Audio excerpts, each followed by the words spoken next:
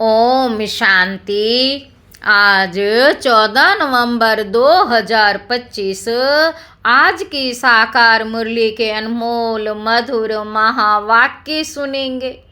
मीठे मीठे बाबा के मीठे बच्चे, ऊंचते ऊंच पद पाना है तो याद की यात्रा में मस्त रहो। ऊंचते ऊंच पद पाना है तो याद की यात्रा में मस्त रहो। यही है रूहानी फांसी, बुद्धि अपने घर में लटकी रहे। प्रश्न है, जिनकी बुद्धि में ज्ञान की धारणा नहीं होती है उनकी निशानी क्या होगी? उत्तर है, वे छोटी छोटी बातों में रंज अर्थात नाराज होते रहेंगे। जिसकी बुद्धि में जितना ज्ञान धारण होगा, जिसकी बुद्धि में जितना ज्ञान धारण होगा उतनी उसे खुशी रहेगी।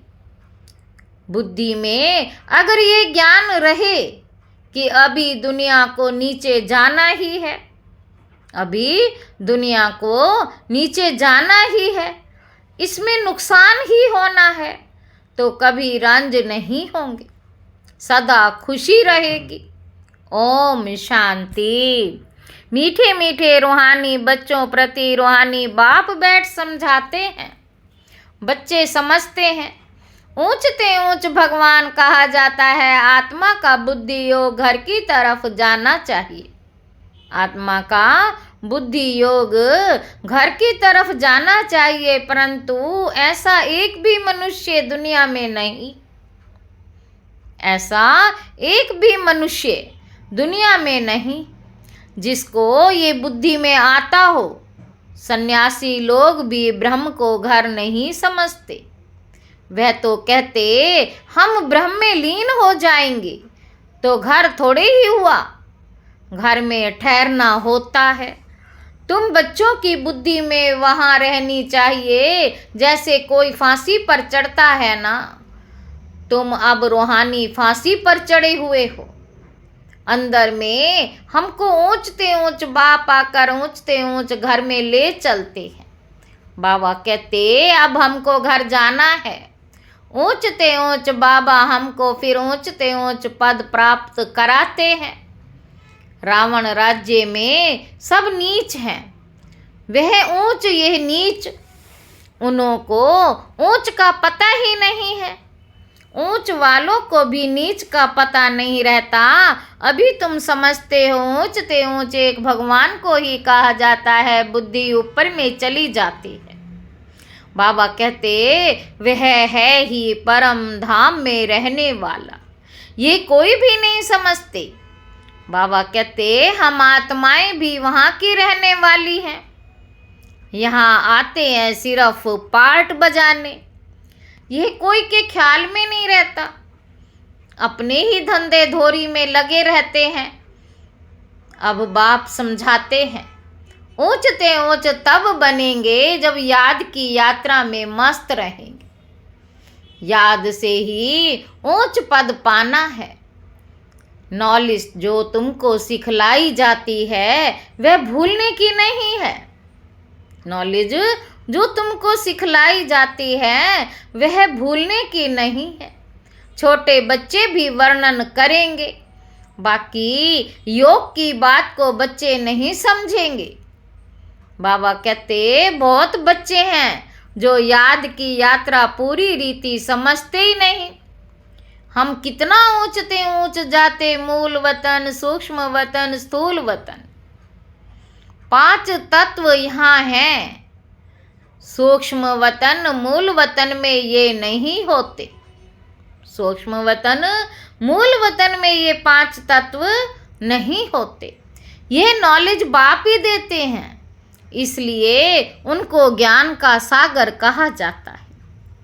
बाबा कहते मनुष्य समझते हैं बहुत शास्त्र आदि पढ़ना ही ज्ञान है, बहुत शास्त्र आदि पढ़ना ही ज्ञान है।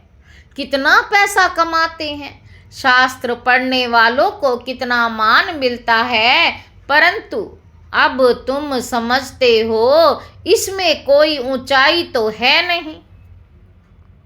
ऊंचते ऊंच तो है ही एक भगवान, उनके द्वारा हम ऊंचते ऊंच स्वर्ग में राज्य करने वाले बनते हैं। स्वर्ग क्या है, नरक क्या है? बाबा कहते 84 का चक्र कैसे फिरता है। स्वर्ग क्या है, नरक क्या है, 84 का चक्र कैसे फिरता है?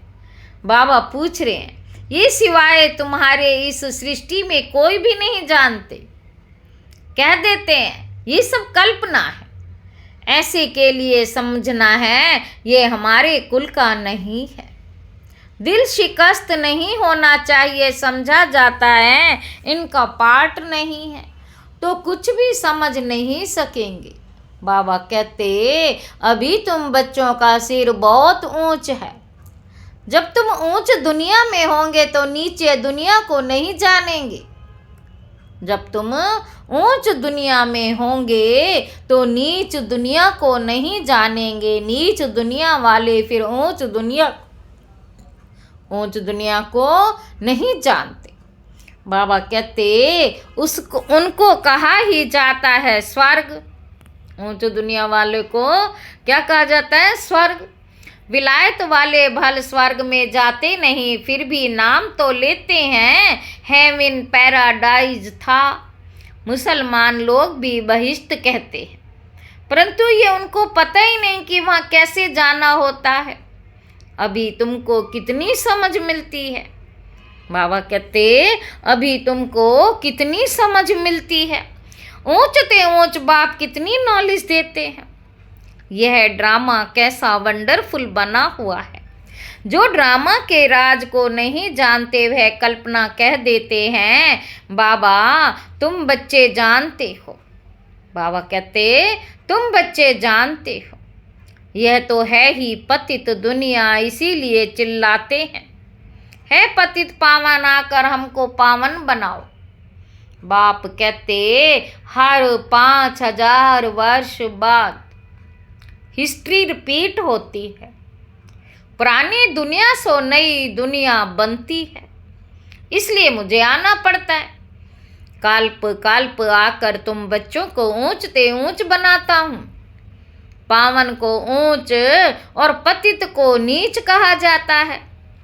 यही दुनिया नई पावन थी, अभी तो पतित है। ये बातें तुम्हारे में भी नंबरवार हैं।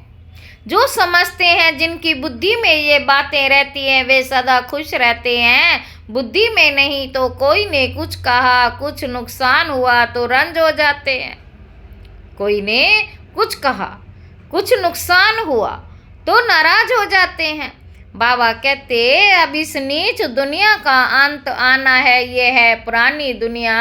मनुष्य कितना नीच बन जाते हैं, मनुष्य कितना नीच बन जाते हैं, परंतु ये कोई समझते थोड़ी हैं कि हम नीच हैं। भक्त लोग हमेशा सिर झुकाते, नीच के आगे सिर झुकाना थोड़े ही होता है, पवित्र के आगे सिर झुकाना होता है। सतयुग में कभी ऐसा नहीं होता, भक्त लोग ही ऐसा करते हैं। बाप तो ऐसा नहीं कहते सिर झुकाकर चलो, नहीं, यह तो पढ़ाई है। गॉड फादरली यूनिवर्सिटी में तुम पढ़ रहे हो तो कितना नशा रहना चाहिए? ऐसे नहीं सिर्फ यूनिवर्सिटी में नशा रहे, घर में उतर जाए, घर में नशा रहना चाहिए। यहाँ तो तुम बच्चे जानते हो, शिव बाबा हमको पढ़ाते। ये तो कहते हैं कि मैं थोड़ी ज्ञान का सागर हूँ। बाबा कहते ये तो कहते हैं कि मैं थोड़ी ज्ञान का सागर हूँ। ये बाबा भी ज्ञान का सागर नहीं है। सागर से नदी निकलती है ना, सागर तो एक है। ब्रह्मपुत्रा सबसे बड़ी नदी है। बहुत बड़े स्टीमर्स आते हैं, नदियाँ तो बाहर भी बहुत हैं। बहुत बड़े स्टीमर्स आते हैं, नदियाँ तो बाहर भी बहुत है। पतित पावनी गंगा ये सिर्फ यहाँ ही कहते हैं, बाहर में कोई भी नदी को ऐसे नहीं कहेंगे। पतित पावनी नदी है तो गुरु की कोई दरकार ही नहीं। नदियों में तालाब में कितना भटकते हैं, कहाँ तो तालाब ऐसे गंदे होते हैं, बात मत पूछो, उनकी मिट्टी उठाकर रगड़ते रहते हैं। अब बुद्धि में आया ये सब नीचे उतरने के रास्ते हैं। बाबा कहते ये सब नीचे उतरने के रास्ते हैं। वो लोग कितना प्रेम से जाते, अब तुम समझते हो कि इस ज्ञान से हमारी आंखें ही खुल गई हैं। तुम्हारी ज्ञान की तीसरी आंख खुली है, आत्मा को तीसरा नेत्र मिलता है। इसलिए त्रिकालदर्शी कहते, तीनों कालों का ज्ञान आत्मा में आता है। आत्मा तो बिंदी है, उसमें नेत्र कैसे होगा? बाबा कहते ये सब समझने की बातें हैं। ज्ञान के तीसरे नेत्र से तुम त्रिकालदर्शी त्रिलोकीनाथ बनते हो, नास्तिक से आस्तिक बन जाते हो। बाबा कहते आगे तुम रचयिता और रचना के आदि मध्य अंत को नहीं जानते थे। अभी बाप द्वारा रचना के आदि मध्य अंत को जानने से तुमको वर्षा मिल रहा है। यह नॉलेज है ना, हिस्ट्री ज्योग्राफी भी है, यह नॉलेज भी है ना, हिस्ट्री ज्योग्राफी भी है, हिसाब किताब है ना। अच्छा, तीखा बच्चा हो तो हिसाब करे, हम कितने जन्म लेते, इस हिसाब से हम और धर्म वालों के कितने जन्म होंगे। परंतु बाप कहते हैं इन सब बातों में जास्ती माथा मारने की दरकार ही नहीं है, टाइम वेस्ट हो जाएगा। यहाँ तो सब भूलना है, ये सुनाने की दरकार नहीं। तुम तो रचता बाप की पहचान देते हो, जिसको कोई जानते नहीं। शिव बाबा भारत में ही आते हैं, जरूर कुछ करके जाते हैं, तब तो जयंती मनाते हैं ना। गांधी अथवा कोई साधु आदि होकर गए हैं, उन्हों की स्टैंप बनाते रहते हैं, फैमिली प्लानिंग की स्टैंप बनाते हैं। अभी तुमको तो नशा है, हम तो पांडव गवर्नमेंट है, हम तो पांडव गवर्नमेंट है, ऑल माइटी बाबा की गवर्नमेंट है। तुम्हारा ये कोर्ट ऑफ ऑमर्स है, तुम्हारा ये कोर्ट ऑफ ऑमर्स है, और कोई इस कोर्ट ऑफ ऑमर्स को जानते ही नहीं। बाबा कहते तुम समझते हो कि विनाश काले प्रीत बुद्धि हमारी ही है, विनाश काले प्रीत बुद्धि हमारी ही है। बाप को हम बहुत याद करते, बाप को याद करते करते प्रेम में आंसू आ जाते। बाबा आप हमें आधा कल्प के लिए सब दुखों से दूर कर देते हो, और कोई गुरु व मित्र संबंधी आदि किसी को भी याद करने की दरकार नहीं। एक बाप को ही याद करो, सवेरे सवेरे का टाइम बहुत अच्छा है। बाबा आपकी तो बड़ी कमाल है, हर 5000 वर्ष बाद हमें आप जगाते हो। सभी मनुष्य मात्र कुंभकर्ण की आसुरी नींद में सोए हुए हैं, अर्थात ज्ञान अंधेरे में है, अज्ञान अंधेरे में है। अभी तुम समझते हो भारत का प्राचीन योग तो यह है, बाकी जो भी इतने हठ योग आदि सिखलाते वह सभी है एक्सरसाइज, शरीर को तंदुरुस्त रखने के लिए।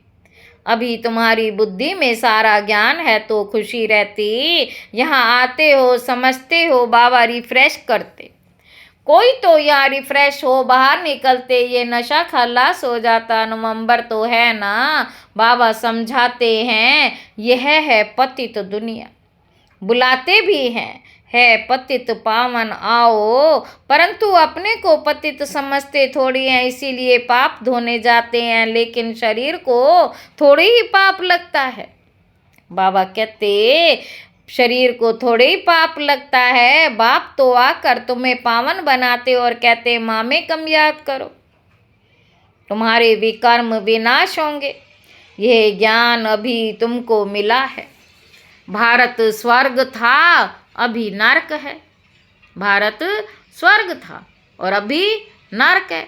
तुम बच्चे तो अभी संगम पर हो, कोई विकार में गिरते तो फेल होते हैं, जैसे नरक में जाकर गिर पड़ते हैं, 5 मंजिल से गिर पड़ते, फिर 100 गुना सजा खानी पड़ती है। तो बाप समझाते कि भारत कितना ऊंच था, अब कितना नीच है, अब तुम कितना समझदार बनते हो। मनुष्य तो कितने बेसमझ हैं। बाबा तुमको यहाँ कितना नशा चढ़ाते हैं, फिर बाहर निकलने से नशा कम हो जाता, खुशी उड़ जाती, स्टूडेंट कोई बड़ा इम्तिहान पास करते हैं तो कभी नशा कम होता। स्टूडेंट कोई बड़ा इम्तिहान पास करते हैं तो कभी नशा कम होता है क्या? पढ़कर पास होते फिर क्या क्या बन जाते। अभी देखो दुनिया का क्या हाल है। तुमको ऊंच से ऊंच बाप आकर पढ़ाते सो भी निराकार। तुम आत्माएं भी निराकार हो, यहाँ पाठ बजाने आई हो। बाबा कहते ये ड्रामा का राज बाप ही आकर समझाते हैं। इस सृष्टि चक्र को ड्रामा भी कहा जाता। उस नाटक में तो कोई बीमार पड़ते हैं तो निकल जाते हैं। ये है बेहद का नाटक। यथार्थ रीति तुम बच्चों की बुद्धि में है। तुम जानते हो हम यहाँ पाठ बजाने लिए आते हैं। बाबा कहते तुम जानते हो हम यहाँ पाठ बजाने लिए आते हैं। हम बेहद के एक्टर्स हैं, यहाँ शरीर लेकर पाठ बजाते हैं। बाबा आया हुआ है, ये सब बुद्धि में होना चाहिए। बेहद का ड्रामा कितना बुद्धि में रहना चाहिए। बेहद विश्व की बादशाही मिलती है तो उसके लिए पुरुषार्थ भी ऐसा अच्छा करना चाहिए ना। बाबा कहते गृहस्थ व्यवहार में भल रहो, गृहस्थ व्यवहार में भी भल रहो, परंतु पवित्र बनो। विलायत में ऐसे बहुत हैं, जब बूढ़े होते हैं तो फिर कंपेनियनशिप के लिए शादी करते हैं, संभालने के लिए फिर विल करते कुछ उनको, कुछ चैरिटी को विकार की बात ही नहीं रहती। आशिक मशूक भी विकार के लिए फिदा नहीं होते।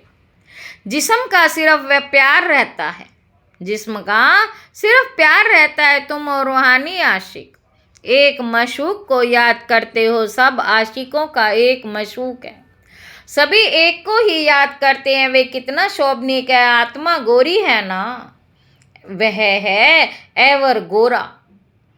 तुम तो सांवरे बन गए हो, तुमको वे सांवरे से गोरा बनाते। ये तुम जानते हो कि बाप हमें गोरा बनाते हैं। यहाँ बहुत हैं जो पता ही नहीं किस किस ख्याल में बैठे रहते हैं। स्कूल में ऐसे होता है, बैठे बैठे बुद्धि कहाँ बाइस्कोप तरफ, दोस्तों आदि की तरफ चली जाती है। सत्संग में भी ऐसे होता है, यहाँ भी ऐसे है। बुद्धि में नहीं बैठता तो नशा ही नहीं चढ़ता, धारणा ही नहीं होती जो औरों को कराए। बाबा कहते बहुत बच्चियाँ आती हैं जिनकी दिल होती है सर्विस में कहाँ लग जाएं, परंतु छोटे छोटे बच्चे, बाबा कहते बच्चों को संभालने के लिए कोई माई को रख दो, यहाँ तो बहुतों का कल्याण करेंगी। होशियार है तो क्यों नहीं रूहानी सर्विस में लग जाएं। 5-6 बच्चों को संभालने के लिए कोई माई को रख दो। इन माताओं की अब बारी है ना। नशा बहुत रहना चाहिए। आगे होगा पुरुष देखेंगे कि हमारी स्त्री ने तो सन्यासियों को भी जीत लिया है। ये माताएं लौकिक पारलौकिक का नाम बाला करके दिखाएंगी।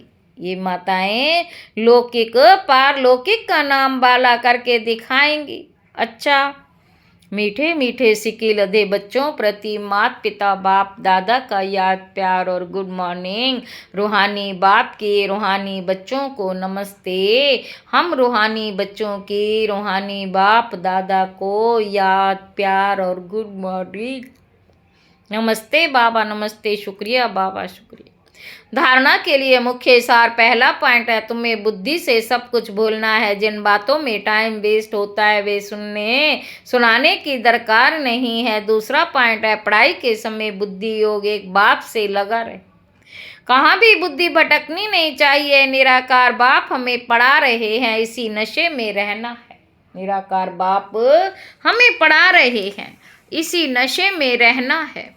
वरदान है, अपनी महानता और महिमा को जानने वाले सर्व आत्माओं में श्रेष्ठ, विश्व द्वारा पूजनीय भव। हर एक ब्राह्मण बच्चा वर्तमान समय विश्व की सर्व आत्माओं में श्रेष्ठ है और भविष्य में विश्व द्वारा पूजनीय है। नंबर वार होते हुए भी लास्ट नंबर का मणका भी विश्व के आगे महान है। आज तक भक्त आत्माएं लास्ट नंबर के मणके को भी आंखों पर रखती है। क्योंकि सभी बच्चे बाप दादा के नैनों के तारे हैं, नूरे रतन है। जिसने एक बार भी मन से सच्चे दिल से अपने को बाप का बच्चा निश्चय किया, डायरेक्ट बाप का बच्चा बना, उसे महान व पूजनीय बनने की लॉटरी, उसे महान व पूजनीय बनने की लॉटरी व वरदान मिल जाता है। स्लोगन है, स्थिति सदा खजानों से संपन्न और संतुष्ट रहे तो परिस्थितियां बदल जाएंगी। अव्यक्त इशारे, अशरीरी व विदेही स्थिति का अभ्यास बढ़ाओ। बाप दादा अचानक डायरेक्शन दे कि इस शरीर रूपी घर को छोड़ दे, अभिमान की स्थिति को छोड़ देही अभिमानी बन जाओ। इस दुनिया से परे अपने स्वीट होम में चले जाओ तो जा सकते हो। युद्ध स्थल में युद्ध करते करते समय तो नहीं बिता देंगे। अशरीरी बनने में अगर युद्ध करने में ही समय लग गया, अशरीरी बनने में अगर युद्ध करने में ही समय लग गया तो अंतिम पेपर में मार्क्स व डिवीजन कौन सा आएगा?